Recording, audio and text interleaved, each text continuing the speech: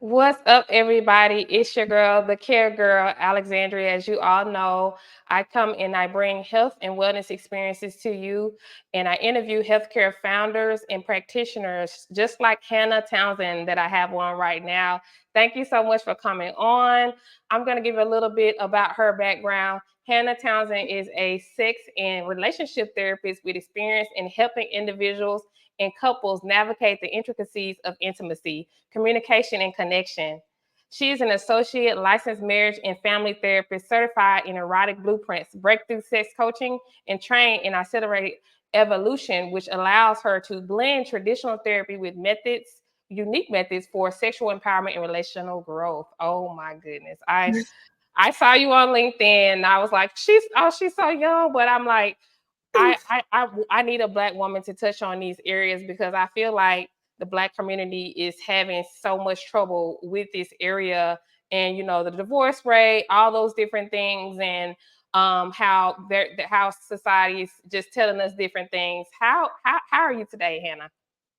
I am good, Alexandria. And also, I apologize that I did not share this with you earlier, but my name is pronounced Hana, like Benny Hanna. Hannah. Okay, Hannah. So Hannah Townsend, y'all. Yes. No Thank problem, Hannah. Okay. you. Listen, if you listen to my last couple of podcasts, I've had some difficult names. So I just knew I had yours, but Hannah Townsend, that's we'll correct that. Thank you. Thank you. Yeah, it's a No tricky problem. one because it's spelled exactly like Hannah. So, yeah. But I am doing well today. How are you doing? I am making it happen. I know we've been trying a few times to get this on the books, and I'm glad we worked it out today virtually. One day we'll do in person because I'm pretty sure there'll be a lot of questions about this. And I just wanted to go ahead and just bring you on. Tell me, like, did you grow up like, people telling you their problems? Like, what made you really want to go into therapy?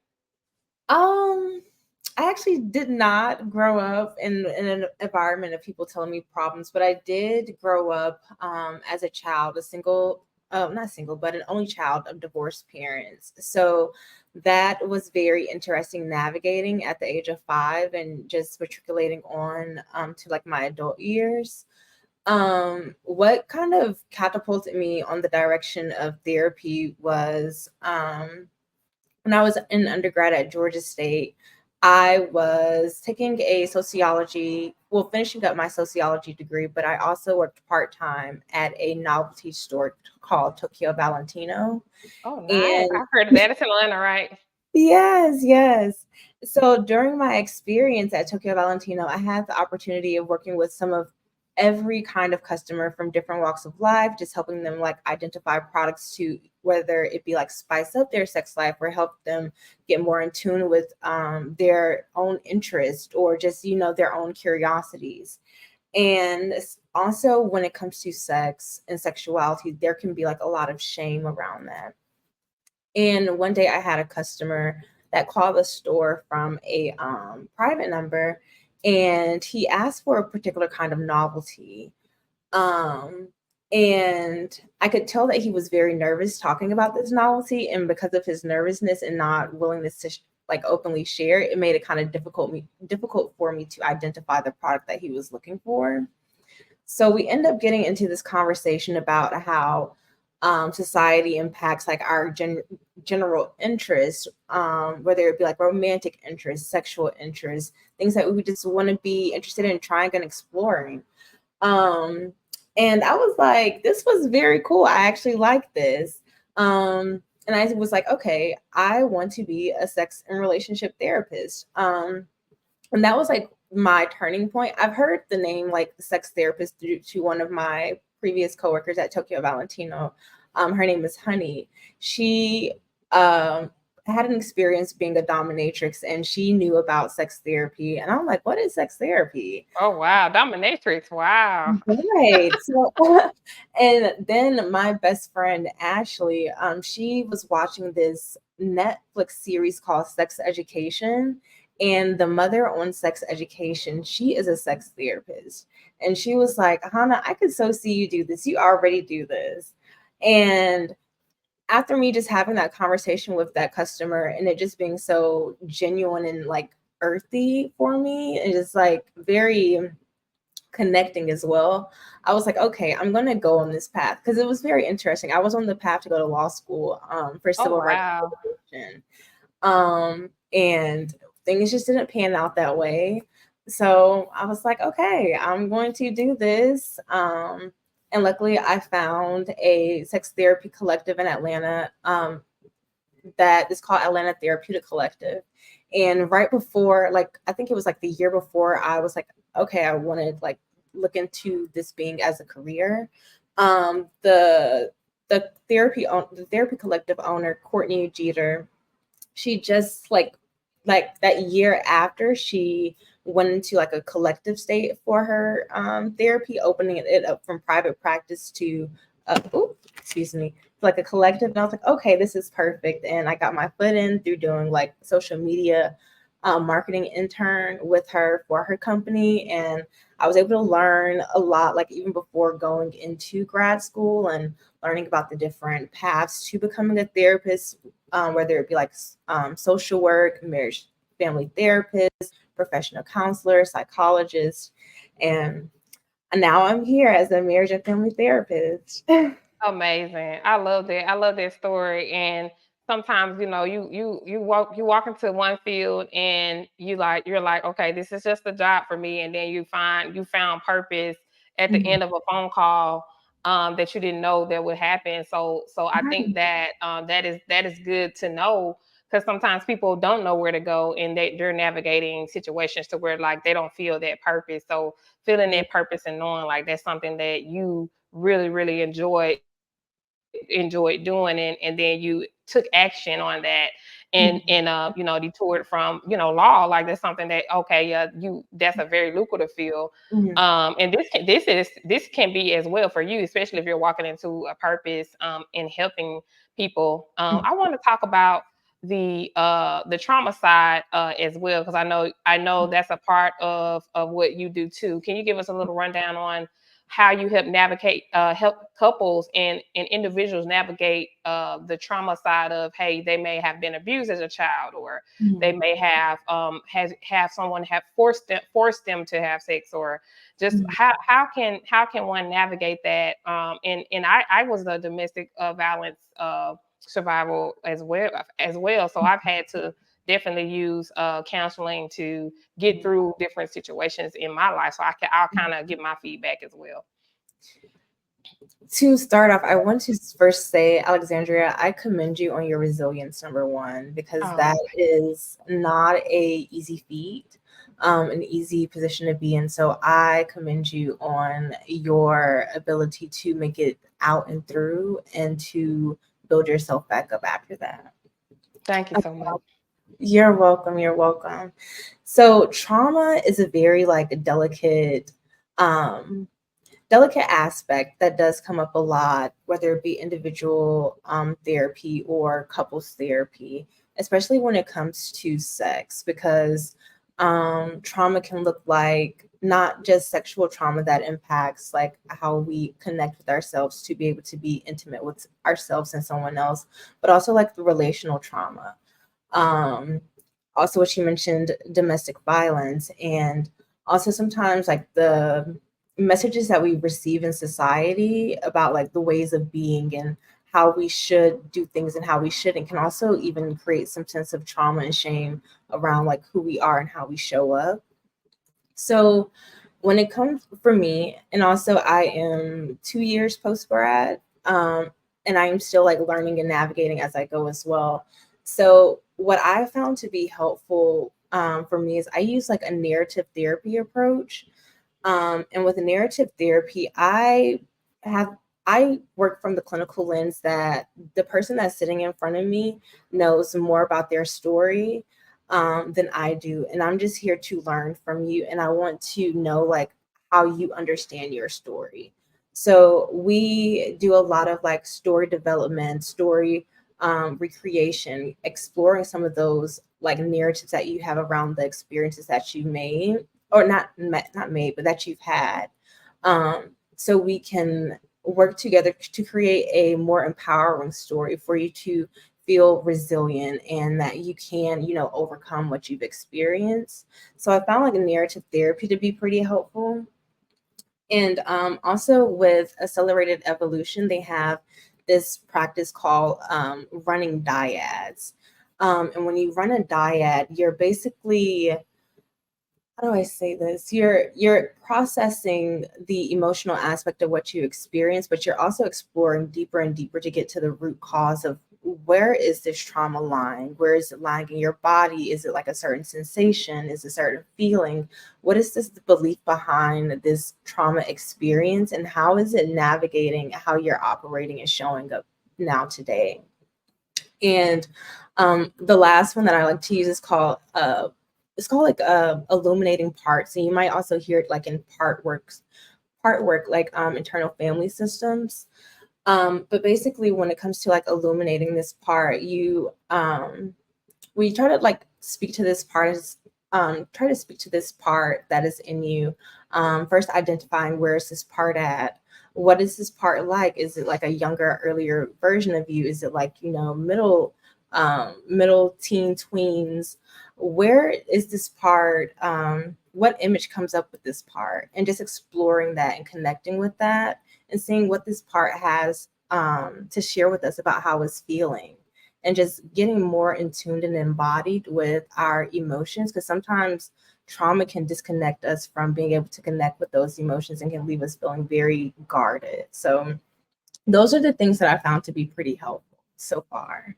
I love that. I love that. I think that a lot of people are navigating either it's trauma of parents being divorced, or either it's trauma of, just different things that have happened, and it can definitely affect the relationships moving forward. Because I know some people are chronically single, Mhm. some people are serial daters, right? Some people are, in relationships that they don't want to be in because they're afraid to move on and Yeah. discover themselves, right? Mhm. Codependency. Yeah. I'm definitely a former codependent. I would say, even with friends, you trauma bond with them. Y'all talk about, hey, these guys ain't nothing, right? Y'all kind of like bond, but really like the being healthy in relationships. It starts with yourself. I feel Yeah. you have to have a healthy relationship with yourself. And for me, I'm a spiritual woman. A healthy relationship with God, because Yes. once you start navigating other people, it's you can get lost in them. That And is. I think a lot of women prefer to be by themselves because they find themselves choosing the wrong mate. Mhm. And when they choose the wrong mate, that definitely can set you back 10 times, right? Then you have children involved. I'm a mom of three boys. If people don't know, I have a 17-year-old about to be 18, a 10-year-old about to be 11, and a 9-year-old. So all boys. My mom helps. She stays with me. She helps, and then I co-parent with their dad. Mhm. Not an easy thing to do, I would say. Mhm. But navigating the dating world definitely has been an experience for me. Mhm. Um, and I think the number one thing I would recommend women do is to work on themselves, and to invest in themselves, and to invest in therapy.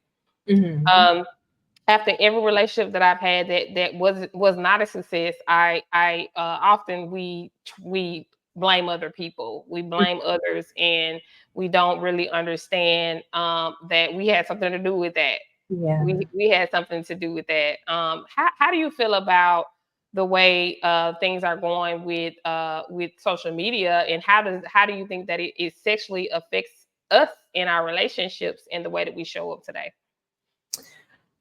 Before I respond, I want you to clarify that question for me, just so what in terms of like what's on social media. Can you give me Okay. an example? Sure. So let's take it the Carter B situation, right? Where there's a lot of she's very extremely her music is sexual. She Mhm. shows up sexual. And then there's all this stuff around drama around her spouse cheating, she's cheating, and then people talk about it online, and then a lot of women are trying to be like her understudy, I would Mhm. say, and they're getting surgery, and they're trying to look like her. And Mhm. how do you think, like, mental wise, like we was talking about that, we was before we got on, we were talking about mental health. how do Yeah. you think that people following celebrity gossip and idolizing these huge weddings that they're having, and some of the relationships may be real or they may not be real, right? Let's like that whole like Portia from the Housewives married that African guy and had this elaborate wedding. Like, is that my question is social media and celebrity relationship, is that a realistic goal for couples today, and what effect do you think that has had on society, and especially the millennial and Gen Z population, I would say.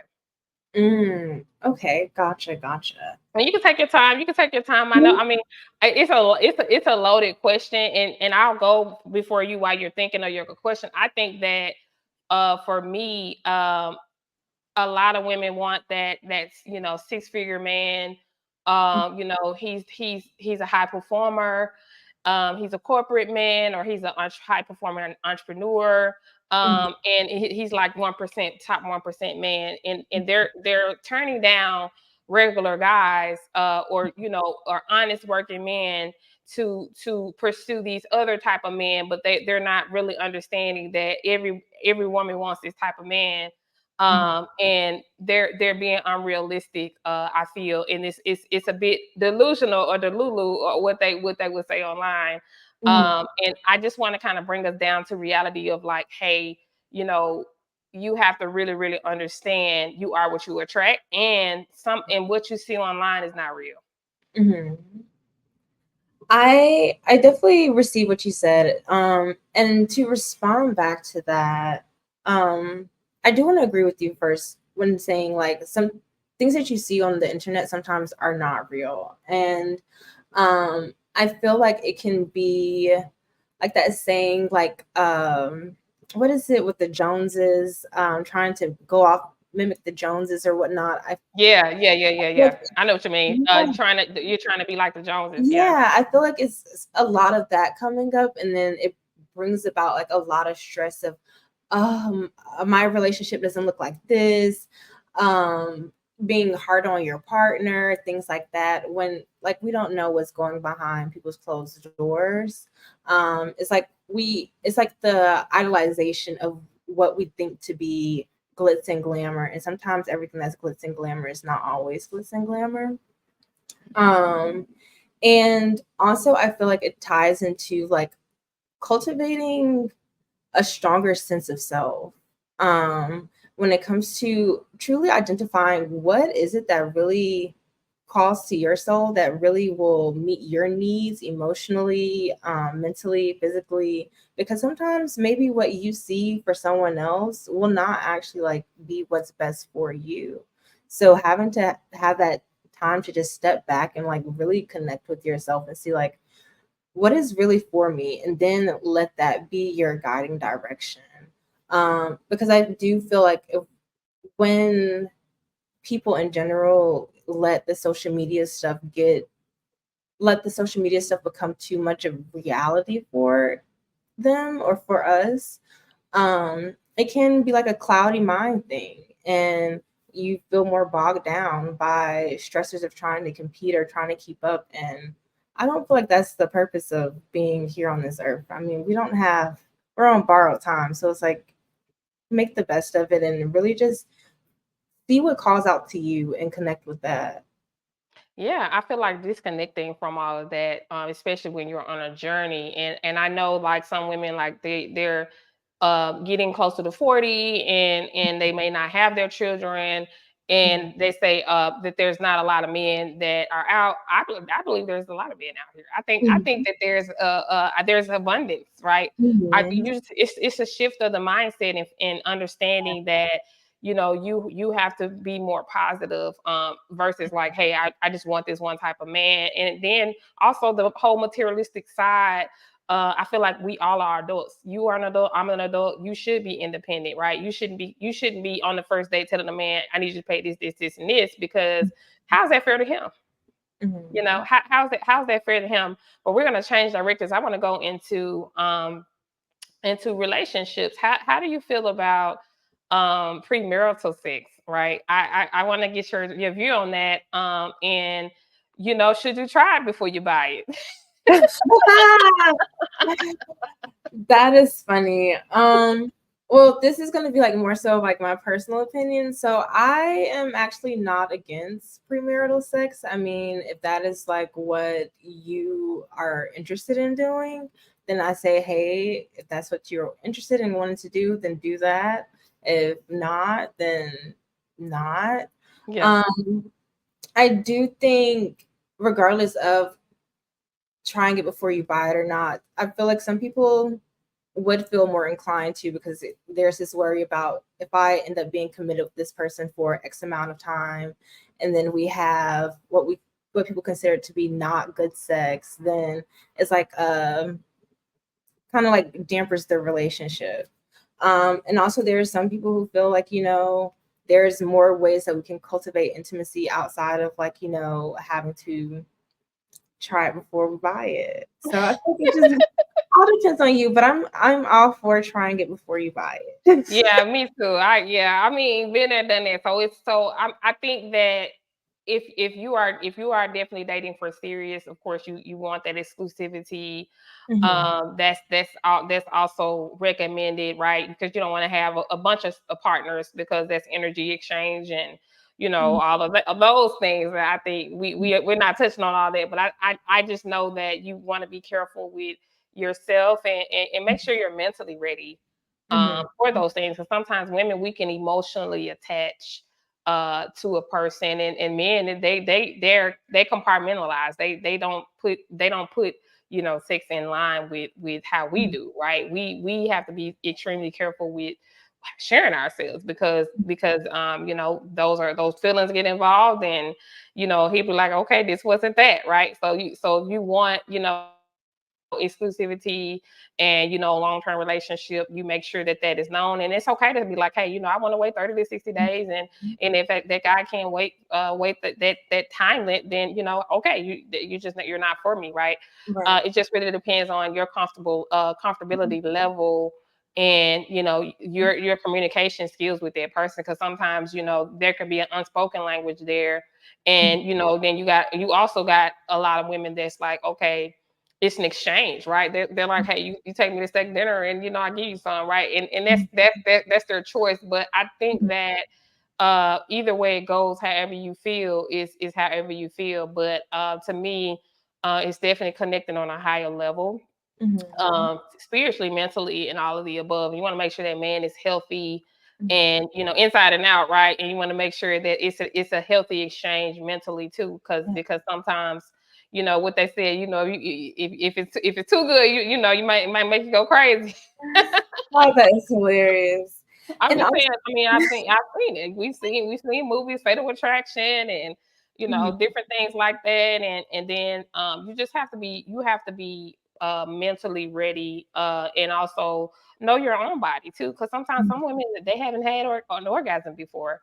Let's mhm, talk about that. Like, how can a woman explore herself before she is even intimate, to understand, like, hey, this is what I like? Because I know a lot of women, they have not really had really really good sexual relationships, and it mhm, kind of is sad, because that's something that every woman should experience, but we mhm, don't have their genetic makeup on how they were raised and the mhm, trauma that they went through, so it could be a different experience for them, because there's maybe a block there.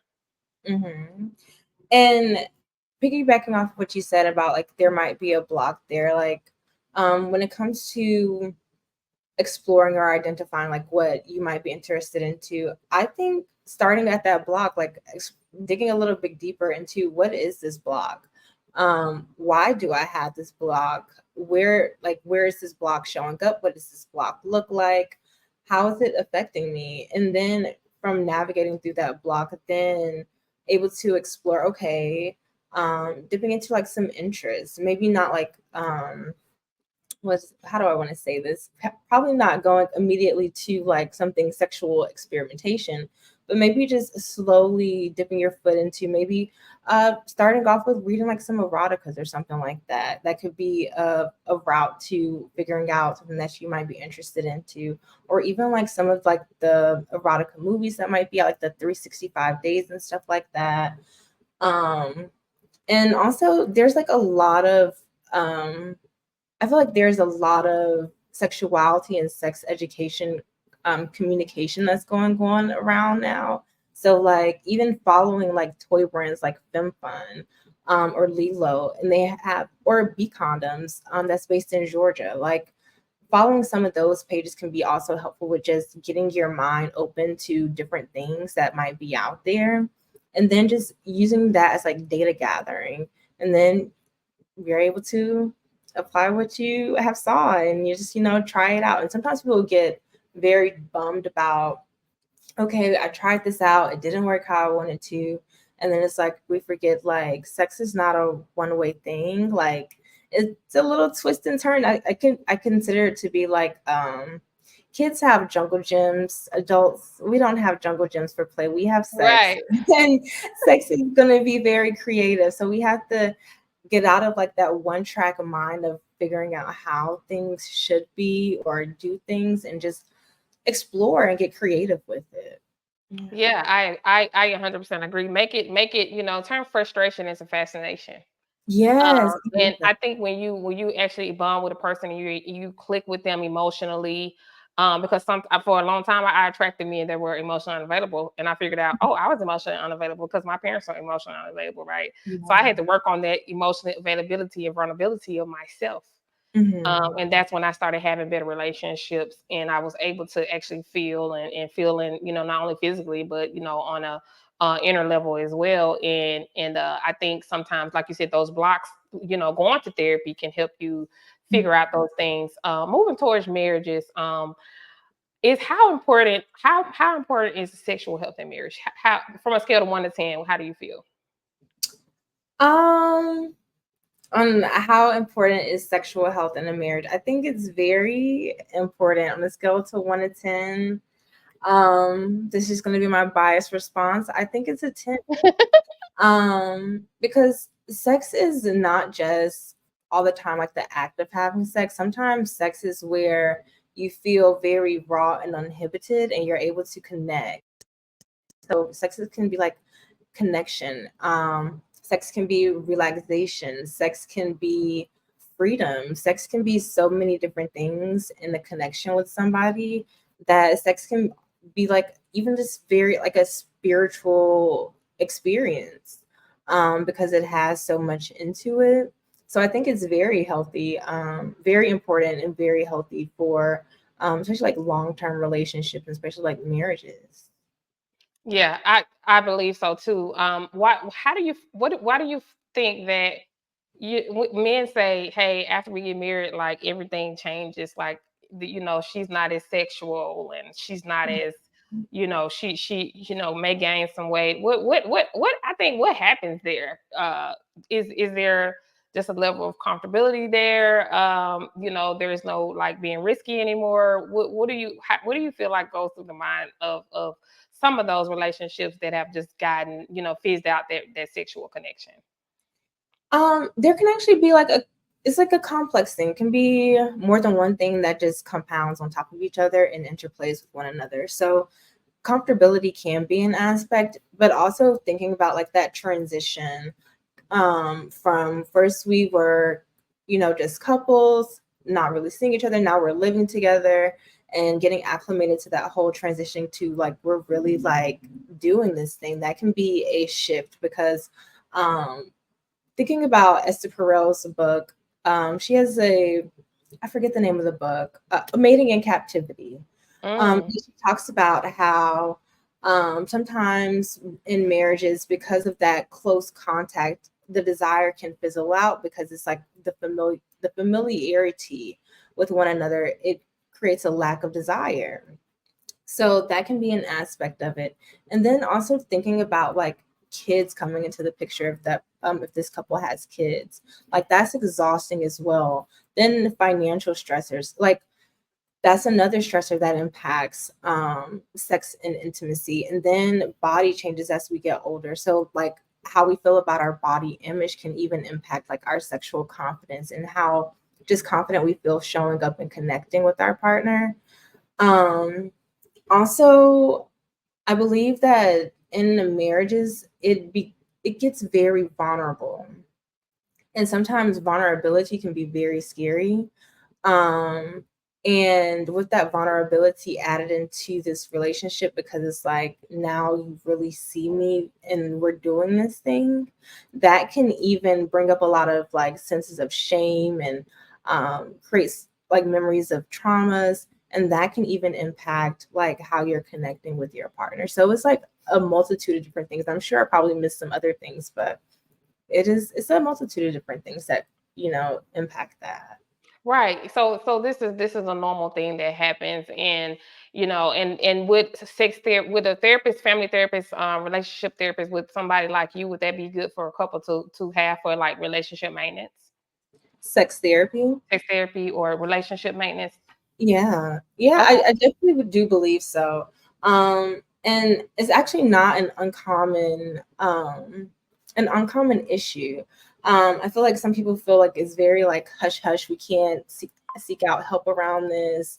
Or you might hear like friends say, "Oh, we're just having like the most amazing sex life," and you're just over there quiet, like, "Oh my gosh, we're not having this. I don't know like how to share this with somebody." And it's actually a pretty common thing. And yeah, see a sex therapist. Like, I feel like when you need supports and help, you're gonna seek out like well, say for instance, like if you're sick, you're gonna seek out a doctor. If you need help with sex, seek out a sex therapist or sex coach. Yeah. So they say that that's one thing. They say it's about the motion of the ocean versus the size. How do you feel about that? It's about the emotion of, I would say, it's a little bit of both. Um, because sometimes the motion of the ocean does do the deed, but also there's different spots in the woman's vaginal canal that you might need some more length. Like for instance, like there's erogenous areas like the A spot that's like more deeper, like by the cervix area. Sometimes even like the cervix can be very stimulating for some people. So it's like you might need a little bit more length for that. But for the motion in the ocean, you got that with your G spot. It's like 2 or 3 inches up, so that anybody could, get that. Right. He may need to, use a little bit more of hands, whatever, I Mhm, mean, to me, if you like in that area, you may need to not lack in the oral area, right? Uh, so you got it's a catch 22. mhm, And I think some people, they may be more sexual than their partner. Do you mhm, see that could be maybe a mismatch, in your eyes, where this man may want, way more than they actually, want to do, right? mhm. I wouldn't necessarily say that it's a mixed match, simply because I learned this through the erotic blueprint. Learning about like the different, how we have love languages, we also have sex languages. So we have like energetic, kinky, sensual, sexual, and then a shapeshifter. So a person that likes to have sex like a lot, they would more so be like a sexual blueprint. And what's interesting is that a lot of sexual people, they end up with people who might not have that same amount or same high sex drive. That's not to say that it's a mismatch, but a more expanding how you connect. So, say for instance, getting more creative, maybe for your partner to achieve sex, maybe other things have to be put in place for you all to get to that moment of intimacy for sex. Or maybe you might have to get your one off and then go see your partner, because like they probably won't be able to go repeatedly back to back. So you get your one off, you have this moment with your partner, and then if you have to go again, you can do that separately. Or you all can do that together, have your partner with you, and you do your deed. But it's just an array of different ways that you all can make that work. I don't see that as like being complete mismatch. I don't think anyone is honestly mismatched. It's just about your willingness to step outside of your comfort zone. Absolutely, absolutely. I definitely have seen some things in Atlanta. They have a lot of swinger situations and just you know, I know you've seen some things at the Tokyo store, so I mean, I definitely have seen people who have that higher, and you know, someone else is like more timid and scared. I Mhm. per se would say I would like to save a lot of that, you know, for marriage. Mhm. Because I think you can't give it all, right. You know what do they say? You know, you give him the whole cow. You know, he ain't got to worry about buying the milk. So something like that. Something like that. What are you currently working on, and can tell our audience about that you're developing, so they can follow you? Where can they find you online if you're on social media? And if you do have availability, or when your schedule is open up to receive more clients. Gotcha. So I am actually going through a bit of a shift right now, actually. I have transitioned to now being full-time therapist. It was a very interesting thing. So graduating 2022, when you graduate, like as a pre-licensed therapist, it's very hard to find a lot of therapy work to like just focus on honing in your skills. So luckily I was able to stay with Atlanta Therapeutic Collective, working there part-time, and I worked part-time at Tokyo Valentino for a year until I got my associates earlier this year. So now I have transitioned out of Tokyo Valentino as of like a couple of days ago, and I'm working at Atlanta Therapeutic Collective in North Druid Hills. I'm starting on with elemental health at I believe it's Piedmont Center Hospital area, and then I'm also working at another company called CWC Coaching and Therapy. Um, Congratulations on that.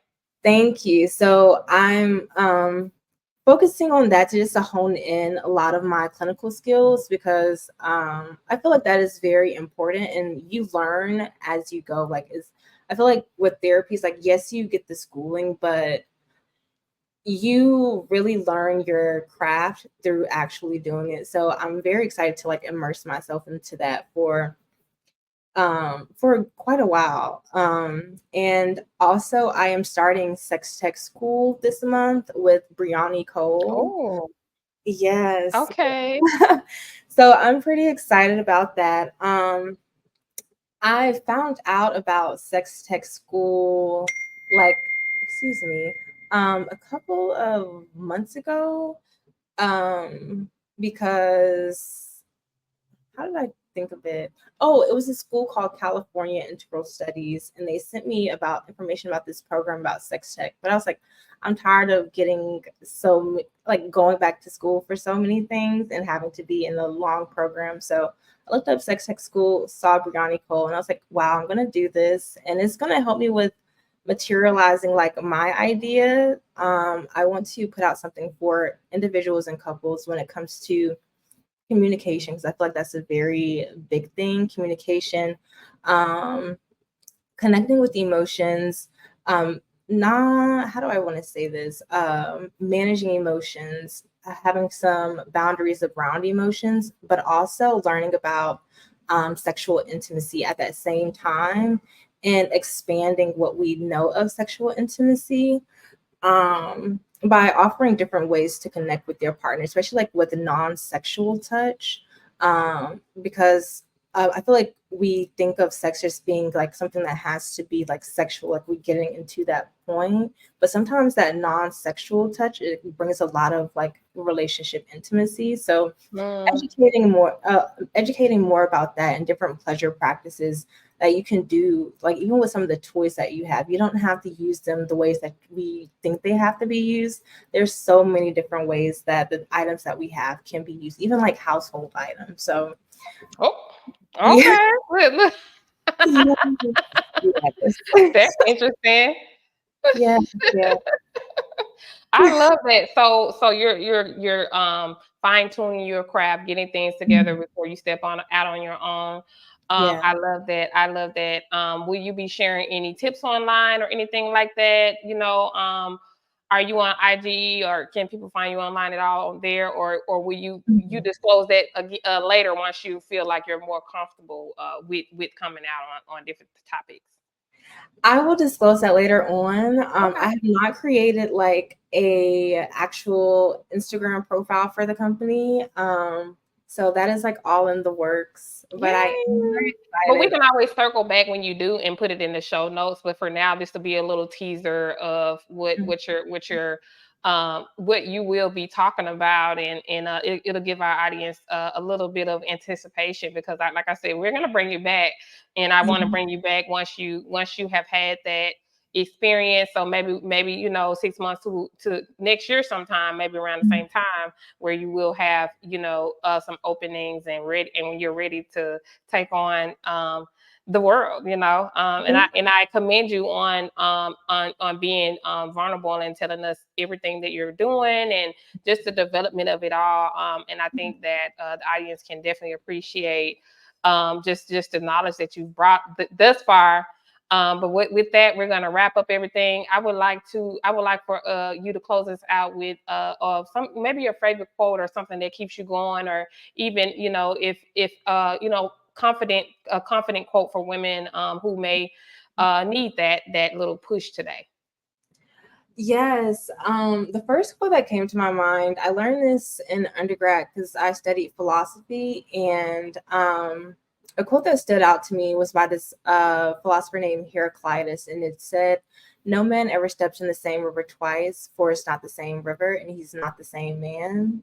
And Mm, that was so profound to me because even like as trauma survivors, um, we we go through these experiences through life, and even just like as people in general, we go through these experiences in life that sometimes can leave us feeling very jaded. And through that, and just working through that and coming out on the other side, you're able to see things from a whole new lens and new light. So when you do put yourself back out there, it's not like you're not using that same previous lens before. So it's like you show up as a different self in a new situation. So that's like something that I will leave. yeah, I Um, love that. I love that. Yes, I love that. Thank you so much, Hannah, for coming on. And I know this will help somebody. This will be published soon, and I definitely can't wait to see what is in store for you coming soon. And please stay in touch with us. Thank you all. Please subscribe, like, and follow the podcast. Leave us comments below. Leave us questions below because we will be back. Have a good rest of your day. Thank you, Alexandria. I appreciate it so much. Thank you.